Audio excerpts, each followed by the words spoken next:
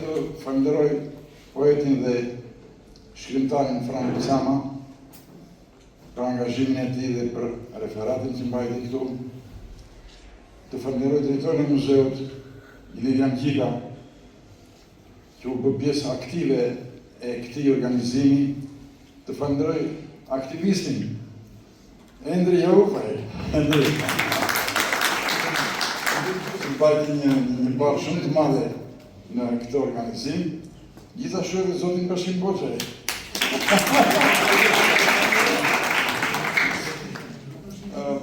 Para 10 ditësh, unë e promovova librin në Tiranë. Dhe do ta promovoj edhe në Shkodër, në Lezhë, në Vlorë dhe në Gjirokastër. Firin, qëllimisht, e zgjora të dytin për vetë afërsinë që unë kam me këtë qytet. Unë kam kaluar pjesën më të bukur të rinjës time këtu në Fier. Kam qenë zënës në teknikumin bujqësor të Fierit dhe nuk mund ta anashkaloja. Megjithatë, para jush i kërkoj shumë ndjes mësuesve dhe drejtorit të shkollës së mesme bujqësore Rakip Kryeziu, numrin e telefonit të cilit e kam gjetur vetëm mbrëm në mesnat. Ja kam dërguar Endrit, edhe ai ishte këtu po do vinte patjetër. Pra, ka një mungesë, po kaq mund ta bëja.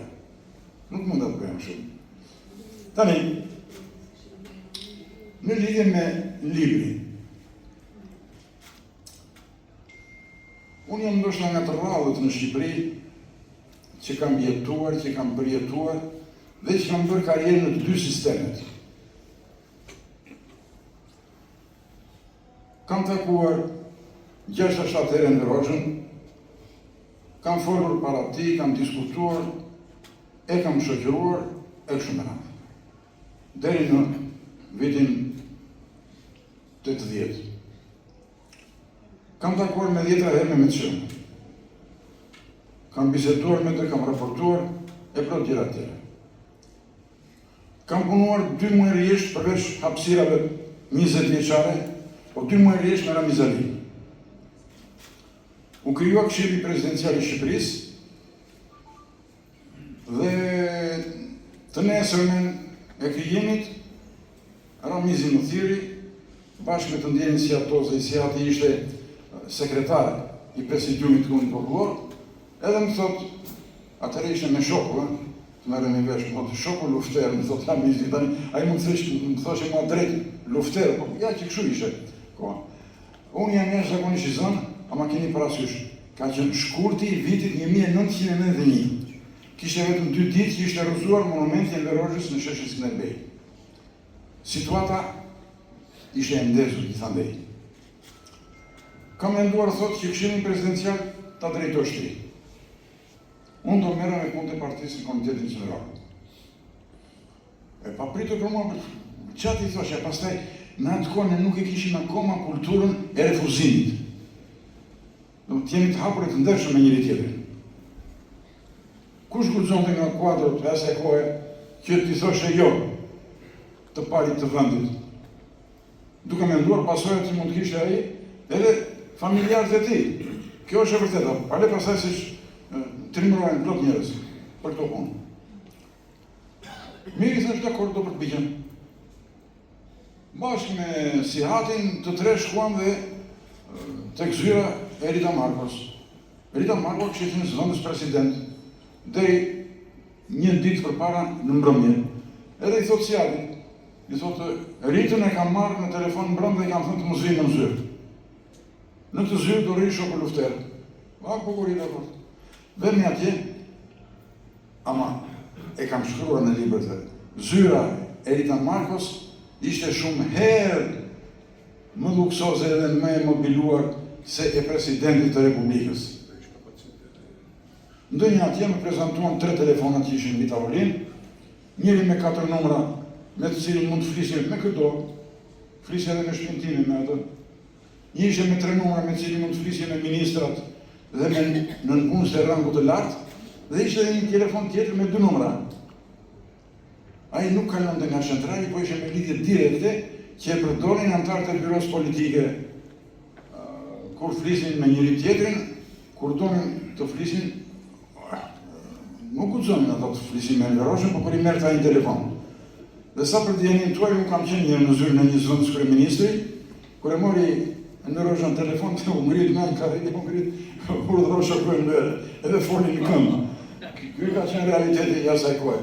Ramizi më kërkoi që mëngjes për mëngjes të flisim në telefon. O të merrte ai, po kryesisht e Merion, për ta informuar se ç'ndodhte gjatë ditës, e keni parasysh shkurtin dhe marsin e vitit 1901, ata që e kanë përjetuar. Ka qenë një skëterë vërtet. Bisedonin. Pastaj puna e deshi që unë të besha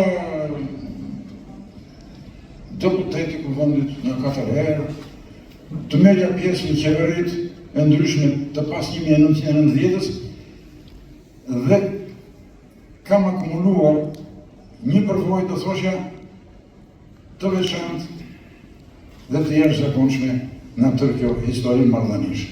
Me të shefat e shtetit shqiptar që pas shkrimit të vendit e deri sot e kësaj dite. Ky është motivi që më ka shtyrë të shkruaj atë libër. Tani, Shqipëria ka ecur gjithnjë, po herë me hap më të shpejt, herë me hap më të ngadalt, herë duke qëndruar në vend, edhe në këto 30-35 vjet sa u bën tani, prap ka ecur. Unë nuk e pjesë e këta që mohojnë. Të mohosh është një gabim i madh, se të mohosh arritjet, përparimin, zhvillimin e vendit tënd. Ai që do vendin e tij do t'i pranojë këto.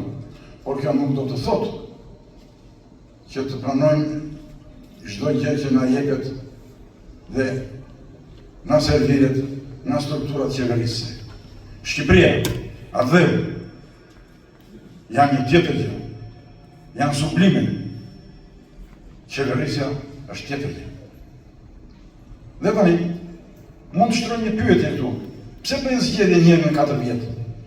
Po që se njerëzit e kanë mbledhur mendjen për këtë do votojnë, s'ka nevojë të bëjnë zgjedhje. Votojnë njëherë mirë, nuk ndryshon, jo. Votimet njëherë në 4 vjet bëjnë sepse ndërgjegja e njerëzve, mendja e njerëzve evoluon, ndryshohet mbi bazën e arritjeve të mirave apo gabimeve që bën një qeveri. Dhe këtë duhet të pranojmë. Dhe tani do dalë tek diçka tjetër që me ndërgjegje e kam trajtuar në libër. Është fakti që ne jemi mësuar bardhëzi. Jo ai si ai emisioni i Erion Kristos. Bardhëzi. Po, do të shohim çdo gjë në zhvillim, në ndryshim. Dhe tek ne, shoqëria, edhe pse është zhvilluar, ka akoma një mentalitet jo perëndimor. Po që se ti X apo Y do të kritikosh një ta shkëlqyoj të udhëheqës, se mos më t'njen fare kjo fjallë udhëheqës, për vitën time, po do ta kritikosh atëre të preferuarit e këtij udhëheqësit, të hidhen me njën në fyt, e të thonë, s'është ashtu. Si nuk qenë ashtu. Prandaj ne kam trajtuar aty drejtuesit e shtetit shqiptar, mbi bazën e një estime të afërt, si qenie humane. Po e përsëris, si qenie humane, që janë me të mirët, me virtytet, me aftësitë e tyre, por edhe me të metat, edhe me veset e tyre. Dhe kush do të ketë librin në dorë, do të ketë mundësi të shikojë. Biles në kopertin, në mënyrë të përmbledhur lakonike, i kam bën nga për Enveroshën e Meçan i kanë shkruar gjatë librit, për këta tjerët i kanë koncentruar aton, që deri djersën nuk ka pse të tutet për asnjë. Tani, bëhet mbledhja e aktivit ekonomik në Berat. Një ditë përpara vjen një i grupit shoqërimit të Enver dhe një sekretar i komitetit të partisë. Aty i them me emra, se për fat të mirë unë kam mbajtur ditar dhe çdo gjë kam me data, me ditë dhe me orë. Të dokumentuar, kam në arkivin tim personal. Dhe na thotë që nesër kërkojmë nga ju të diskutoj dikush dhe kemi menduar një brigadiere e dalluar. Po i thotë kryetari i kooperativës, po ne kemi agronomin këtu. Mund të diskutoj ky. Po jo, i thotë ai se agronomi 4 ditë më përpara diskutoi para Enver Hoxhës në Tiranë. Tani duam një tjetër. Dhe do ta përgatit të shtim, thonë, mirë, thash sa doni 2 faqe, dakor, 2 faqe shkruaj unë. Ama në fund më thanë, do shkruash këtë fjali dhe ma diktoi ai i grupit të Enver Hoxhës. Fjalia ishte, shoko Enver, para 4 vjetësh kur erdhët në Lapardha, ne ju ftuam të vinit në kooperativën tonë dhe ju na tha që kur të virë tjetër, po që se ju do jeni kooperativa me mirë rrethit, unë do ta vizitoj. Këtë. Bukur. Kjo ishte që ma diktuan mua këtë fjali. Dhe unë, kur e shkruajta atë diskutimin e asaj brigadieres, shtova një fjali që qarkullonte në atë kohë. Mbi bazën e një projekti tim, kush e ka parasysh kur shkon nga në luginën e Ekutallistit që del në qaftë Qekurit, atje, unë i kisha mbjell tërë ledhë terasave me trëndafila. Me iden për të bërë një punishte për esencën e trëndafilit. Dhe në një shkrim, 2 faqe në një gazet, kushtrimi ka qenë atëre, thosh lugina e trëndafilave. Dhe unë në mënyrë provokuse e vura këtë shprehje atje të diskutimi asaj brigadieres. Dhe ajo e lexoi dhe i thotë, ne mbajtëm fjalën shoku Enver, i thotë tani ju takon juve të mbani fjalën dhe të vizitoni kooperativën në luginën e trëndafilave. Tani Enver Hoxha ka qenë aktorët, merrem i vesh. Aktori i jashtëzakonshëm, se kalon dhe njëri në fushën e aktorialit, me një zë bariton, e siç ishte në tavolinë i bërram me grusht fort tavolinës. Ju e mbajtët fjalën e tha, do ta mbaj dhe unë fjalën. Nesër do vim kooperativë tek ju. E mirë, erdhi janë histori tjera ato. Pas më mora veshje tërë, kjo ishte inskenuar në Tiranë. Si duhet të diskutonim ne, fjalia që më diktuan mua, goditja e tavolinës me grusht nga Enver Hoxha dhe ardhja e tij atje. Të tërë ishin të parapërgatitur në Tiranë. Tani, unë djalë i ri. Nuk isha në atë presidiumin për 5 vetash, kur e ftuam Enver Hoxhën atje, në një magazin që e luajm për tërë natën, se s'kishim pse, ku do kishim atje. Ama isha i pari në ato rreshtin e anës, atje. E kisha 2 metra larg Enver Hoxhën. Filloi të fliste mirë, ne dëgjonim të etur. Tani, shqyqëro Zot, na erdhi udhëheqësi, na erdhi komandanti. Komandanti filloi të fliste se si duhen mirë lopët. Ne kishim mjelësit aty, të dëlluar, kushterën bret, ku duart me kallo. Që milin lopët në orën 4 të mëngjesit, që u rreshke fytyra nga fillimi. A i tregon dhe atyre si duhet mirë. Në mendjen time ishte pyetje pa përgjigje, në atë kohë s'mund t'i jepja përgjigje.